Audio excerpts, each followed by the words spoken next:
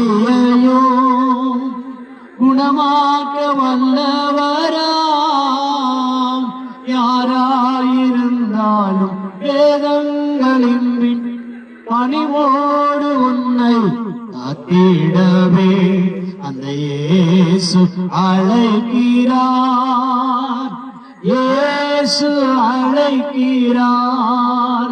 ஆவாலை உன்னை தம் கரங்களில் இயேசு அழைக்கிறார். கண்ணீரெல்லாம் துடைப்பார். கண்மாரி போல் காப்பார். கார்மேகம் போன்ற கஷ்டங்கள் வந்தும் கனிவோடு உன்னை காத்திடவே அந்த இயேசு அழைக்கிறார். இயேசு அழைக்கிறார். ஆவாலை உன்னை தம் கரங்களில் இயேசு அழைக்கிறார். அருமையான தேவஜனங்களே, இயேசு உங்களை அழைக்கிறார். இன்றைக்கு உங்க இருதயத்துல இந்த இயேசுக்கு இடம் கொடுத்தார். உங்க வாழ்க்கையில இழந்து போன சந்தோஷத்தையும் இழந்து போன எல்லாவற்றையும் இயேசு கொடுக்க வல்லவர். அவர் சொன்னார், இதோ இழந்து போனதை தேடவும் ரட்சிக்கவுமே மனுஷகுமாரனாகிய கிறிஸ்து இந்த பூமிக்கு வந்தார். நீங்க என்னெல்லாம் இழந்தீங்களோ, சமாதானத்தை இழந்திருக்கலாம், சந்தோஷத்தை இழந்திருக்கலாம், பிள்ளைகளை இழந்திருக்கலாம், பொருளை இழந்திருக்கலாம், நம்முடைய நிலங்களை இழந்திருக்கலாம். எல்லாவற்றையும் மீண்டுமா இயேசு கொடுப்பதற்காக வந்த ஒரே தெய்வம் இந்த இயேசுங்க. இந்த இயேசுவை நீங்க உங்க உள்ளத்துல ஏத்துக்கிட்டீங்களா? நீங்க இழந்து போனதை இயேசு திரும்ப தருவேன்னு சொல்றாரு. இந்த இயேசுவை உங்க உள்ளத்துல ஏற்றுக்கொள்ளுங்க. உங்களுக்காகவே இந்த இயேசு இந்த கிராமத்துக்கு வந்திருக்கிறார். இன்றைக்கு உண்மையா இயேசுவை நீங்க உங்க உள்ளத்துல ஏசப்பா எங்க கூட வாங்கன்னு சொல்லி நீங்க கூப்பிட்டீங்கன்னா அவர் வருவார். பிரியமான தேவஜனங்களே, அவர் சொல்றாரு, இதோ நான் உங்க வாசப்படியில நின்று நான் கதவை தட்ட யார் ஒருவர் ஏன் சத்தத்தை கேட்டு கதவை திறக்கிறார்களோ அவர்களோடு கூட நானும் போஜனம் பண்ணுவேன் என்று இயேசு வாக்கு பண்ணுகிறார். வேதம் சொல்லுகிறது, திருடன் திருடவும் கொல்லவும் அழிக்கவும் வருகிறானே அன்றி வேறொன்றுக்கு மாறான். நானும் அவைகளுக்கு ஜீவன் தரும்படி அந்த ஜீவன் பரிபூர்ணம் அடையும்படி இந்த பூமிக்கு வந்தேன் என்று இயேசு சொல்லுகிறார். பிரியமான தேவஜனங்களே, இந்த இயேசு உங்களை நேசிக்க வல்லமை உள்ளவர். இந்த இயேசு உங்களை விடுதலை செய்கிறதுக்கு வல்லமை உள்ளவர். பிரியமான தேவஜனங்களே, இந்த இயேசுவை உங்க உள்ளத்துல ஏற்றுக்கோங்க. மரண பயம் வராது, கடன் தொல்லை வராது, தீராத வியாதி இயேசு தீர்ப்பார். உங்க மரண பயத்தை இயேசு இணைப்பொழுதுல எடுத்து போடுவார். இப்பொழுதே நான் மறித்து போய்விடும் என்று மரண பயத்தோடு இருக்க நமக்காகவே இந்த இயேசு கிறிஸ்து இந்த மரணத்தை ருசி பார்த்தார். பிரியமான தேவஜனங்களே, இந்த இயேசுவை உங்க உள்ளத்துல ஏற்றுக்கோங்க. இந்த இயேசுக்கு உங்க உள்ளத்துல இடம் கொடுங்க. அவர் சொல்றாரு, உங்க துக்கம் சந்தோஷமா மாறும் சொல்றாரு. இந்த உலகமே உங்களை பார்த்து நினைப்பார்கள். இந்த உலகம் உங்களை பார்த்து கேவலமாய் நினைப்பார்கள். இந்த உலகம் உங்களை பார்த்து நல்ல வீடு இல்லைன்னு சொல்லுவாங்க. இந்த உலகம் உங்களை பார்த்து நல்ல ஒரு 4 வீலர் 2 வீலர் இல்லைன்னு சொல்லுவாங்க. ஏன் ஒரு நல்ல சைக்கிள் கூட இல்லைன்னு சொல்லுவாங்க. குடிக்கிறதுக்கு சொந்த கூட இல்லைன்னு சொல்லுவாங்க. ஆனா இயேசு ஏற்றுக்கிட்டீங்கன்னா அவர் எல்லாம் தர வல்லவர். அவர் சொல்லியிருக்கிறார், இழந்து போனதை நான் தரம்பா.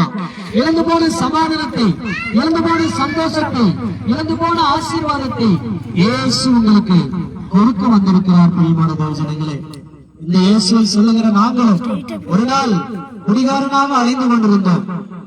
ஏகப்பட்ட குடியை குடித்து கொண்டிருந்தோம்.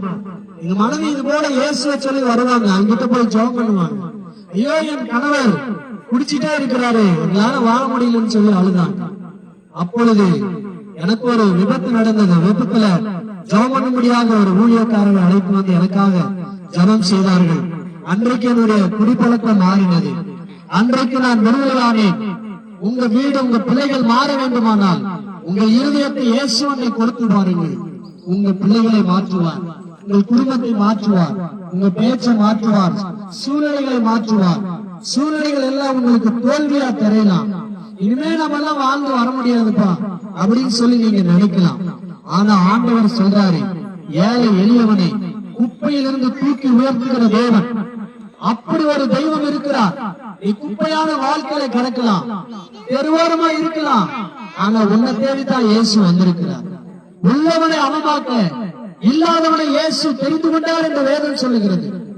உள்ள ஜனங்களை எல்லா அறிவும் ஞானமும் பணம் உள்ள எல்லாத்தையும் வெட்கப்படுத்தும்படி இல்லாதவங்களை தெரிந்து கொண்டு இயேசு உயர்த்த வல்லவராய் இருக்கிறார். பிரியமான தேவஜனங்களே, இந்த இயேசுக்கு உங்க உள்ளத்துல மாத்திரம் இடம் கொடுங்க.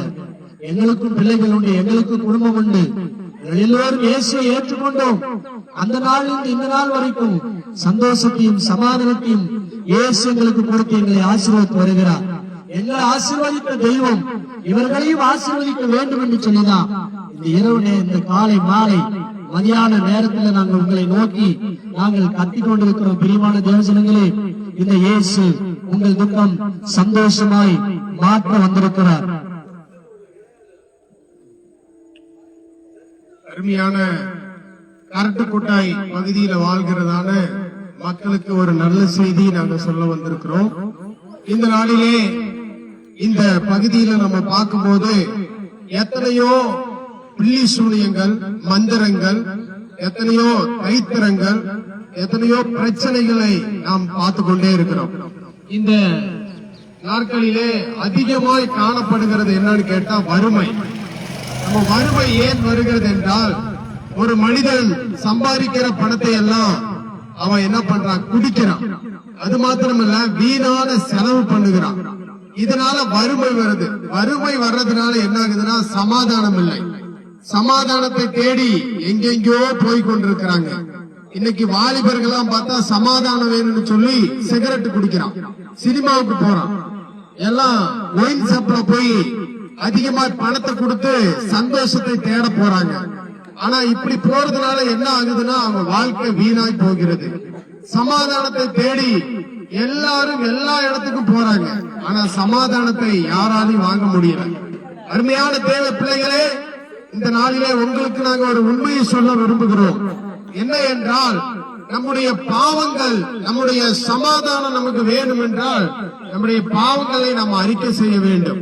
அருமையான கரட்டுக்கோட்டாய் மக்களே, அண்ணா, தம்பி, அம்மா, அக்கா, தங்கச்சி, உங்களுக்கு ஒரு நல்ல செய்தி என்ன என்றால், இன்றைய நாளிலே நம்முடைய பாவங்களை நம்ம அறிக்கையிட வேண்டும். ஒரு மனிதன் தப்பு செய்யறான், அதை மறைக்க பார்க்கிறான், அதை அவன் என்ன பண்றான், மறைத்து விடுகிறான். அதை மறைப்பதற்கு என்னென்னலாம் வழி இருக்கோ அதெல்லாம் செய்கிறான். பாருங்க, நம்ம காலையில எழுந்த உடனே பெண்கள் எல்லாரும் வயல் வேலைக்கு போவாங்க. வயல்ல போய் பயிர் நடுவாங்க. பயிர் நட்டுட்டு கால் முழங்கால் வரலாம் சேரா இருக்கும். அந்த சேரை அப்படியே வீட்டுக்கு போய் அவங்க சாப்பாடு போட்டு சாப்பிட மாட்டாங்க. அந்த சேத்த அப்படியே கழுவி விட்டுட்டு தான் என்ன பண்ணுவாங்க, போய் வீட்டுல சாப்பாடு செய்வாங்க. இதே போலதான் நம்முடைய வாழ்க்கையில இருக்கிறதான பாவங்களை, நம்முடைய வாழ்க்கையில இருக்கிறதான சாபங்களை, நம்முடைய வாழ்க்கையில நடக்கிறதான பொய், திருட்டு, ஒருத்தருக்கு தெரியாம நம்ம செய்கிற பாவங்கள் எல்லாவற்றையும் நம்ம கழுவ வேண்டும்.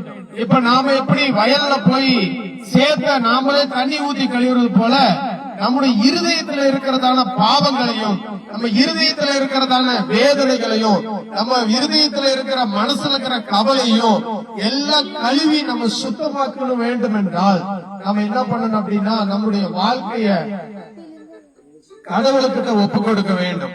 இயேசு கிறிஸ்துவிடத்துல ஒப்பு கொடுக்க வேண்டும்.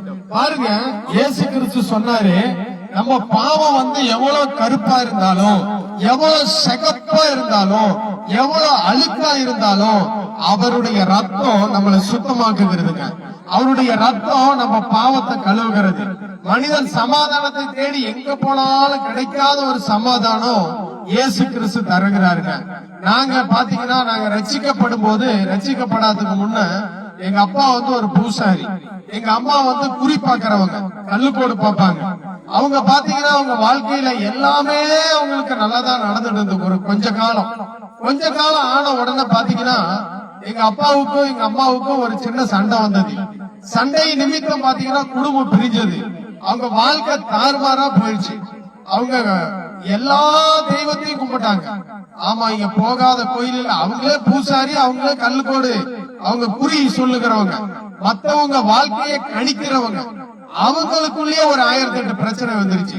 பாத்தீங்கன்னா அவங்களுக்குள்ள பிரச்சனை மட்டும் இல்ல, எங்க தாயாருக்கு ஒரு காதுல ஒரு பிரச்சனை வந்துருச்சு. காதுல பிரச்சனை வந்து காது வீங்கி போய் சாகர நிலைமைக்கு போயிட்டாங்க. எந்த மனுஷனும் வரல.